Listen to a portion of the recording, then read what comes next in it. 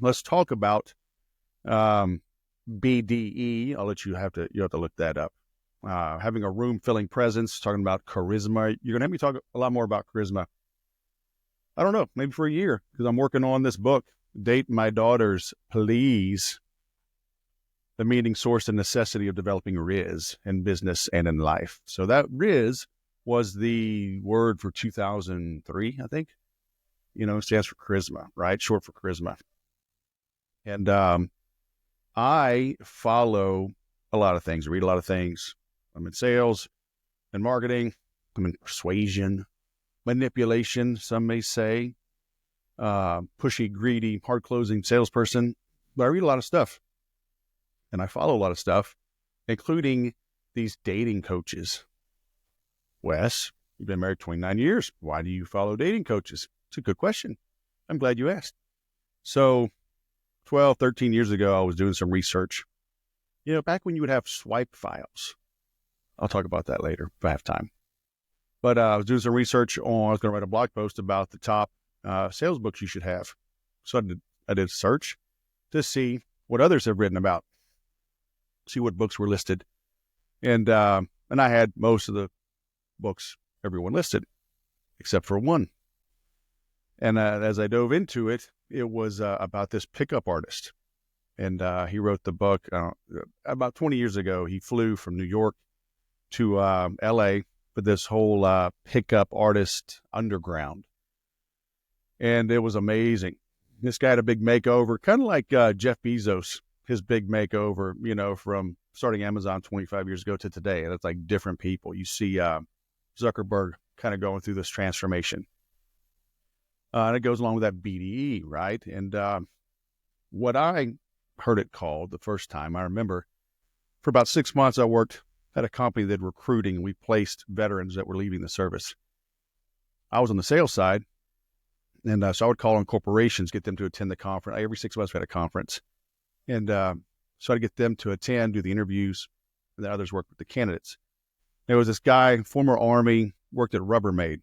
And I remember he came in the room because the night before, the candidates would meet in a big conference room or meeting room, and the representative of the company could come in if they wanted to, and we recommended they do. Kind of let everybody know what to expect, put eyeballs on the interviewer. I remember he talked about he's looking for people that have room-filling presence. Like, I knew exactly what that meant as soon as he said it. Room-filling presence, right? The clickbaiters now call it BDE. And so today I see this thing, and this women just know. And they're interviewing other women about, when did you know you wanted to have sex? And these women answer it. But anyway, she wrote about it. So it's a good summary. That's why I follow these people. They're accurate in what does it take to persuade, convince, connect with another human being. Okay. And they talk about own your space. Well, that's that room filling presence, right? That's where the military comes in handy. They have you stand tall, right? Shoulders back and down.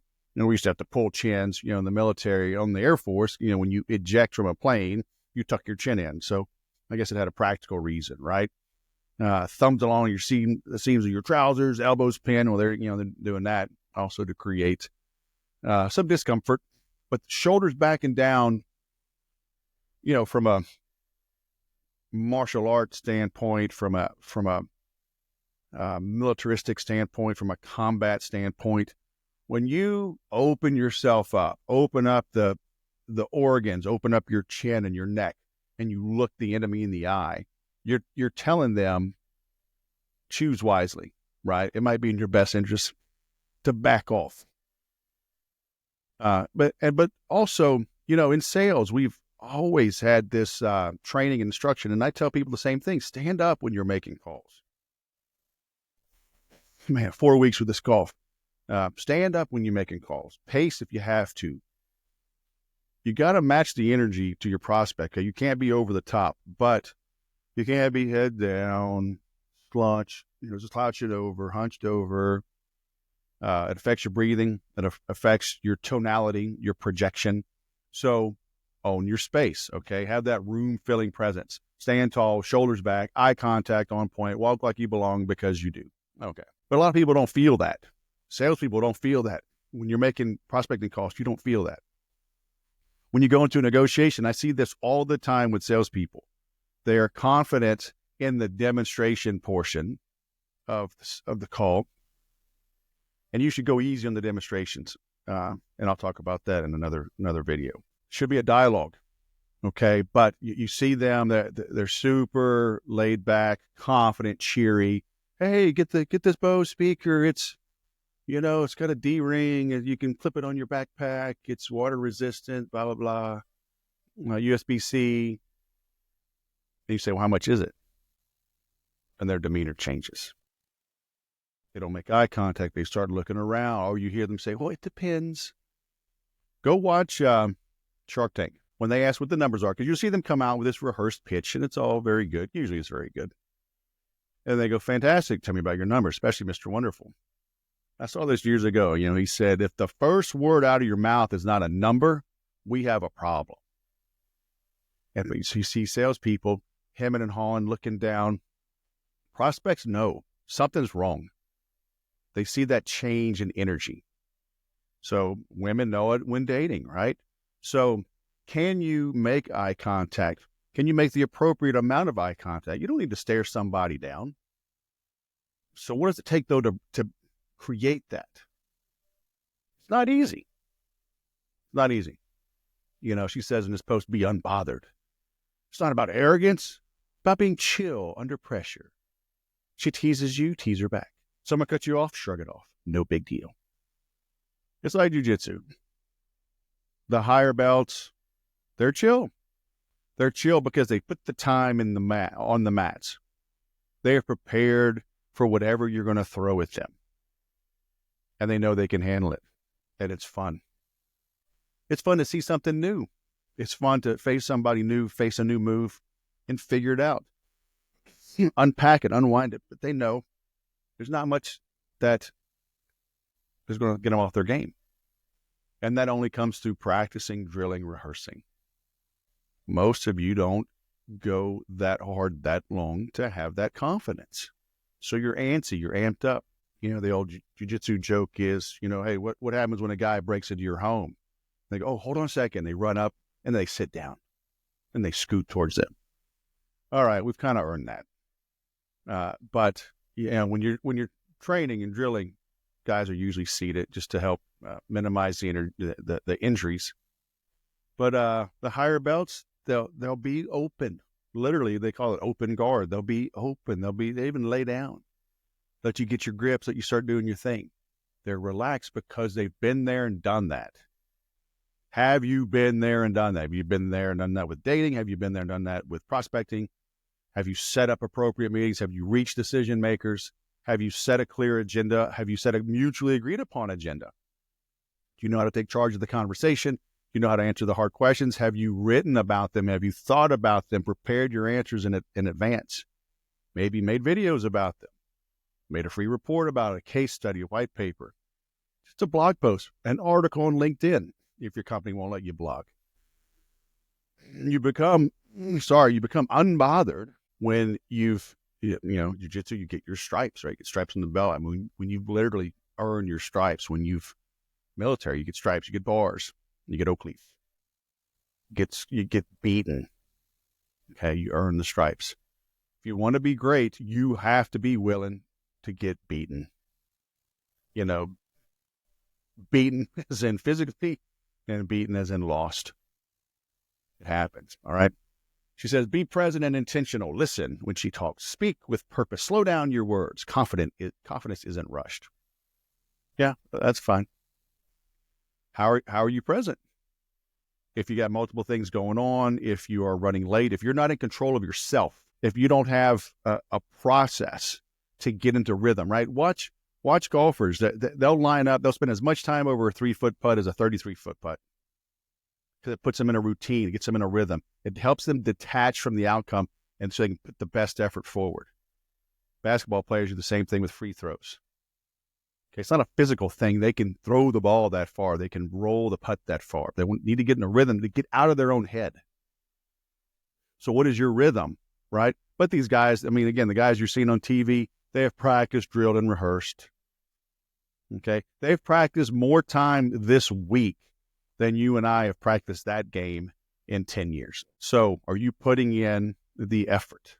Most people are not, but how can you be present and intentional? Even, they say you can tell how good a speaker is, not when things are going well, but how they handle things when they go poorly. Lights aren't working, slide deck won't come up, microphone's glitchy.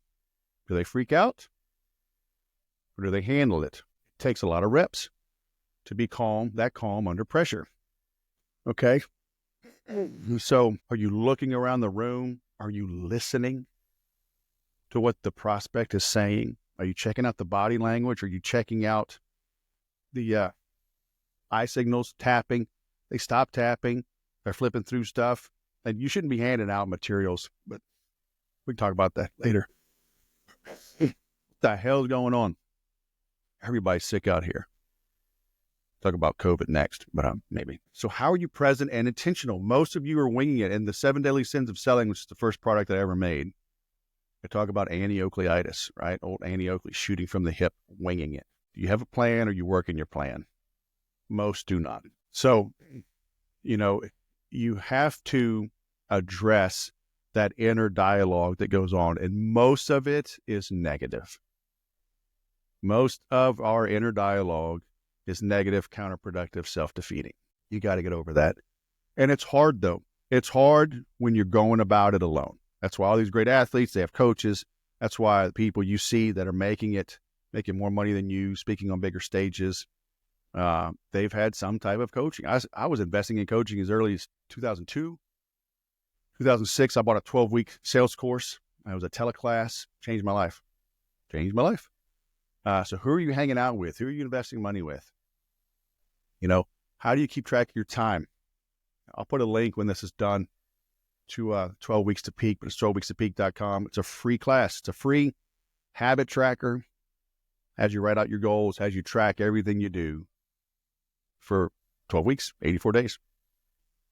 And when you have it in front of you, when you have the entire time in front of you, when you have the activities you're supposed to be doing, when you track them every day, okay? Something about tangible paper in front of you, not having to log in, not having to sync up, not having to wait for updates. It's right in front of you, staring you in the face. And are you getting it done? It's just something about good old paper and pencil, right? Paper and pen.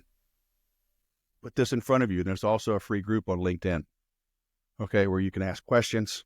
I'll support you through the entire 12 weeks. But find an accountability group, find a coach, mentor, something to hold you accountable so you can have that room-filling presence, that BDE, if you want to go that way. But it's needed. Social media and COVID, the whole work from home, lockdown, it has freaked people out. There's no confidence anymore. People don't know how to have a dialogue, have conversations with one another. And you see the idiots online, the comments, the stuff people say. Mike Tyson talked about too many people, gotten too soft. They've gotten too, it was like, because there's no risk of getting punched in the mouth, because you're a keyboard warrior, you spout off. You say stuff you would never say in person. You say it online.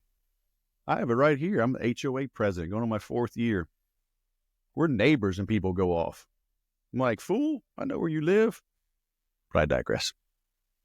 People can't have a conversation. They can't hold two opposing thoughts in their minds at the same time.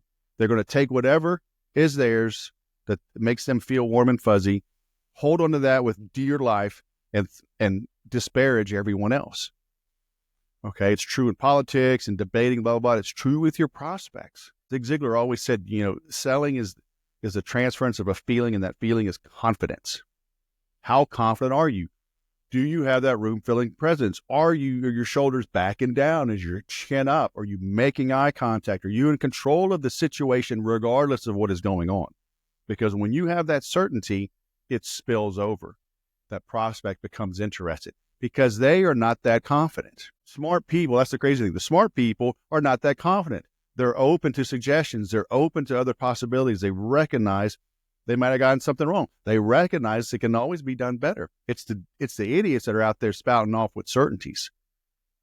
They're so certain they make sales because, normal people are like, wow, I'm not that certain. Let me get some of that. And usually it's just crap. So what are you doing to become confident? It doesn't just happen. Okay. Invest in yourself. It'll be the best thing you ever do. It's always been the best ROI for me. Every time, every bad investment, every bad deal that has bitten me in the butt came from me thinking someone else had something better. I doubted myself, trusted them, handed over the money, got screwed. Never got screwed by investing in myself. So do that.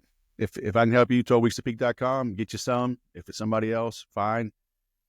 But surf the web less, engage on social media even less, invest in yourself. It'll pay off. Thanks for watching. I'll go sell something.